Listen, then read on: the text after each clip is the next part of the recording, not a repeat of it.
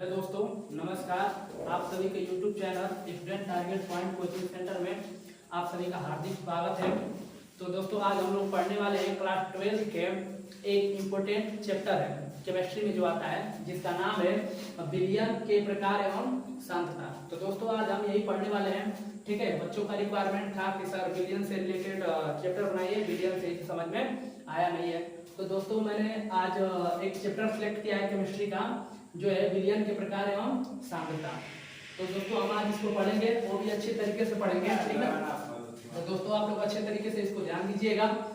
तो दोस्तों, ये चैप्टर शुरू करने से पहले मैं आपको विलयन के बारे में बताना चाहता हूँ कि विलयन होता क्या है। आखिर विलयन होता क्या है, विलयन हम किसे कहते हैं, किसे कहते हैं। तो देखिए दोस्तों, मैंने विलयन की यहाँ पे एक डेफिनेशन लिया है। ठीक है, जो बहुत ही आसान डेफिनेशन है, बहुत छोटा डेफिनेशन है। तो यहाँ पे लिखा है, दो या दो से अधिक समांगी पदार्थों के मिश्रण को हम विलयन कहते हैं। मतलब यहाँ पर दो या दो से अधिक समांगी पदार्थ, समांगी पदार्थ मतलब ये होना चाहिए, समांगी पदार्थ का मतलब ये होता है कि उसमें विलयन में जितने भी हमारे अवयव उपस्थित हैं, ठीक है, उनकी जो सीमा है यानी घटक है, दोनों का निश्चित हो, ये होता है दोस्तों। जैसे आप उदाहरण के तौर पे देख सकते हैं, जल एवं चीनी का मिश्रण। तो दोस्तों, जल एवं जो चीनी का मिश्रण होता है वह एक समांगी मिश्रण होता है। ठीक है, जल एवं एथिलेट गुहाल का मिश्रण, जिसको एथिलेट गुहाल आप लोग जिसे शराब के नाम से भी जानते हैं, ठीक ना, वो जल एवं एथिलेट गुहाल का मिश्रण, ये भी क्या है, एक विलयन है, मान समांगी पदार्थों का एक मिश्रण होता है। ठीक है, आगे दोस्तों मैंने नोट में बहुत मोस्ट इंपोर्टेंट पॉइंट हमने लिया है। नोट में क्या है कि जो हमारा विलयन होता है वो आपका द्विअंगी या त्रिअंगी हो सकता है। अब कितने विद्यार्थियों को डाउट होगा कि सर ये द्विअंगी या त्रिअंगी क्या होता है, तो मैं आप लोगों को बता दूं कि द्विअंगी का अर्थ होता है विलेय एवं विलायक। मतलब ये चीज कि जो विलयन है उसमें कम से कम दो अवयव उपस्थित हो। तो विलयन होने के लिए दो अवयव होना जरूरी है। अवयव मतलब एक विलेय होना जरूरी है और एक विलायक होना जरूरी है ना। तो दोस्तों, एक विलायक होगा और एक क्या होगा, विलेय होगा। ठीक है, और त्रिअंगी का अर्थ ये होता है कि कम से कम आपका एक विलायक होना चाहिए और एक या एक से अधिक आपके क्या हो सकते हैं, विलेय हो सकते हैं। मतलब एक से अधिक आपके विलेय हो सकते हैं, विलायक आपका एक ही होगा। अब हम आपको ये समझाना चाहते हैं कि विलेय और विलायक क्या होता है। तो दोस्तों, आप यहाँ पे देख सकते हैं कि जो विलेय होता है, मान लीजिए हमारे पास कोई भी विलयन है, उस विलयन में जिस अवयव की मात्रा क्या हो, कम उपस्थित हो। कम का मतलब कि मान लीजिए यहाँ पर कि जल एवं चीनी का मिश्रण है, तो आप जाहिर तौर पे जो जल की मात्रा होगी वो अधिक होगी, जो चीनी होगी उसकी मात्रा क्या होगी, कम होगी। इसका मतलब उसमें चीनी क्या है, विलेय है, और जल क्या है, विलायक है। आप एक तरीके से और समझ सकते हैं कि जब कोई अवयव जिस अवयव में जाकर क्या हो जाता है, घुल जाता है, तो जो घुलता है उसे हम क्या कहते हैं, विलेय कहते हैं, और जिसमें घुलता है उसको हम क्या कहते हैं, विलायक कहते हैं। तो दोस्तों, यहाँ पे जो विलायक है, विलायक क्या होगा कि विलयन में जिस अवयव की मात्रा क्या होगी, अधिक हो, माने विलयन में जिस अवयव की मात्रा क्या होगी, अधिक होगी, उसको हम क्या कहते हैं, विलायक कहते हैं। तो देखिए, विलयन जो होता है ना, मतलब विलयन छोटे और जो मात्रा तो बड़ी परिभाषा का है, विलयन में क्या होता है, तो विलयन जो होता है दो चीजों से ही मिलकर बनता है। एक होता है विलेय और दूसरा क्या होता है, विलायक। मतलब कम से कम एक विलेय होना चाहिए और एक विलायक होना चाहिए, वो भी किसका, समांगी मिश्रण होना चाहिए, तभी वो क्या कहलाएगा, विलयन। ये नहीं कि समांगी मिश्रण नहीं है, विषमांगी मिश्रण है तो आप उसको विलयन बोल दें, ऐसा नहीं होगा। ठीक है, तो दोस्तों ये विलयन के बारे में थोड़ा सा परिचय था, विलयन के बारे में थोड़ा सा परिचय था, ठीक ना। तो दोस्तों, आपने विलयन के बारे में समझ लिया कि विलयन होता क्या है। लेकिन दोस्तों, आज का हमारा जो मुख्य टॉपिक है विलयन की सांद्रता, अर्थात विलयन की सांद्रता हम कैसे ज्ञात करते हैं, वही हमारे टॉपिक है कि विलयन की सांद्रता हम लोग कैसे ज्ञात करेंगे। तो चलिए हम लोग शुरू करते हैं कि विलयन की सांद्रता होता क्या है, ठीक है। तो दोस्तों, टॉपिक का नाम है यहाँ पर विलयन की सांद्रता, विलयन की सांद्रता। ठीक है, विलयन की सांद्रता ये हमारा है टॉपिक, इसी के बारे में हम लोग पढ़ेंगे आज। ठीक है, इसी के बारे में हम लोग पढ़ेंगे। तो दोस्तों, हमारी अगली हेडिंग है विलयन की सांद्रता, जिसको हम कहते हैं कंसंट्रेशन ऑफ सॉल्यूशन। ठीक है, तो दोस्तों देखिए, विलयन की सांद्रता क्या होती है, तो विलयन के प्रति इकाई आयतन में, विलयन के प्रति इकाई आयतन में उपस्थित विलेय की मात्रा, विलयन की सांद्रता कहलाती है। मतलब दोस्तों कि मान चलिए कि हमारे पास कोई विलयन है, 1 लीटर विलयन है, ठीक। विलयन जो है उसकी मात्रा कितनी है, 1 लीटर है। अगर जो उस 1 लीटर में जितने भी विलय की मात्रा क्या होगी, उपस्थित होगी, वही जो हमारी विलय की मात्रा होगी वही हमारी कहलाएगी विलयन की सांद्रता। ठीक है दोस्तों। तो दोस्तों आगे है कि विलयन की सांद्रता को व्यक्त करने की प्रमुख विधियां निम्नलिखित है। मतलब विलयन की जो सांद्रता ज्ञात किया जाता है वो अलग अलग पदों में ज्ञात किया जाता है दोस्तों। ठीक है, तो कुछ आपके होते हैं प्रतिशत के पदों में, कुछ आपके प्रतिशत के पदों में ज्ञात किए जाते हैं, जिसके अंतर्गत आपके कौन कौन आता है, द्रव्यमान प्रतिशत आता है, आयतन प्रतिशत आता है और द्रव्यमान आयतन प्रतिशत आता है। उसके बाद दोस्तों विलयन की सांद्रता ज्ञात करने का जो अगला पद है वो आपका है भार प्रति आयतन या ग्राम प्रति लीटर, जिसके अंतर्गत में दोस्तों मोलरता, नॉर्मलता और फार्मलता आता है। ठीक है, अगला है दोस्तों भार भार, जिसके अंतर्गत आता है मोलरता, मोल भी, जिसको एक और नाम से जानते हैं मोलंश या एक और नाम से जानते हैं मोल प्रभाज, इसके नाम से जानते हैं। तो दोस्तों आई होप आप लोग ये समझ गए होंगे कि विलयन की सांद्रता होती क्या है। दोस्तों मैं एक बार और आप लोग को रिपीट कर देता हूं कि विलयन की सांद्रता होती क्या है।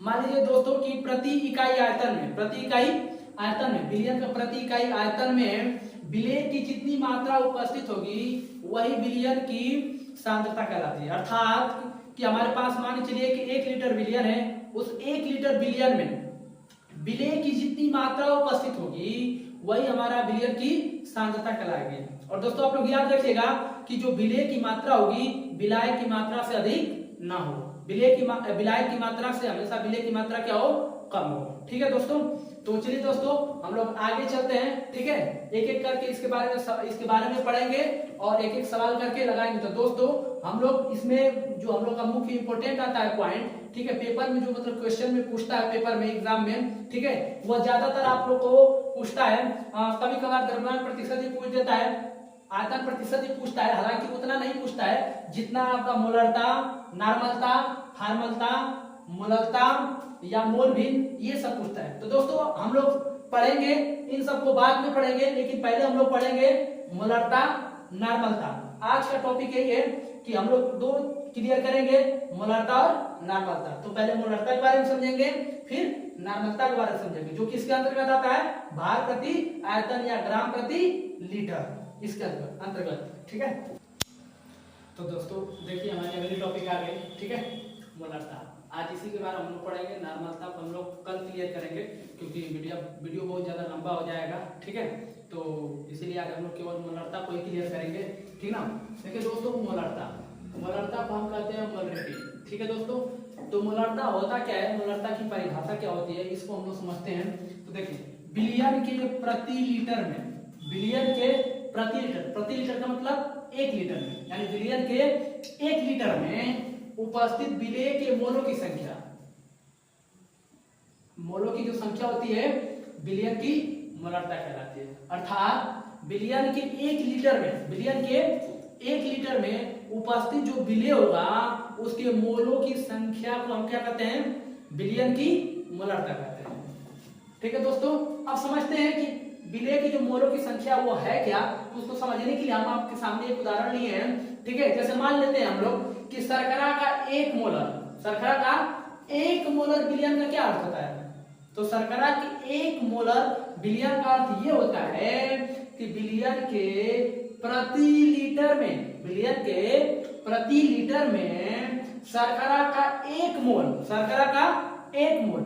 जैसा कि आप लोग दोस्तों जानते हैं कि 1 मोल में, 1 मोल में शर्करा का 1 मोल का मतलब शर्करा का 342 ग्राम होगा, या 1 मोल में 6.022 गुणे 10 की पावर 23 अणु उपस्थित होता है, जिसको हम क्या कहते हैं, एवोगाद्रो संख्या भी कहते हैं। ठीक है दोस्तों, इसको एवोगाद्रो संख्या भी कहते हैं। अर्थात किसी भी पदार्थ के 1 मोल में उपस्थित जो कणों की संख्या होती है वो आपको होती है 6.022 गुणे 10 की पावर 23 होती है, यानी कण होता है। यहाँ पे कण का मतलब हो जाएगा अणु, परमाणु, आयन, इलेक्ट्रॉन, प्रोटॉन, न्यूट्रॉन, ये हो जाएगा कण का मतलब। ठीक है दोस्तों, तो आपको समझ आया होगा कि आपका जैसे परिभाषा कर रहा है कि विलयन के प्रति लीटर में, विलयन के प्रति लीटर में उपस्थित जो विलेय के मोलों की संख्या होगी वही विलयन की मोलरता कहलाएगी।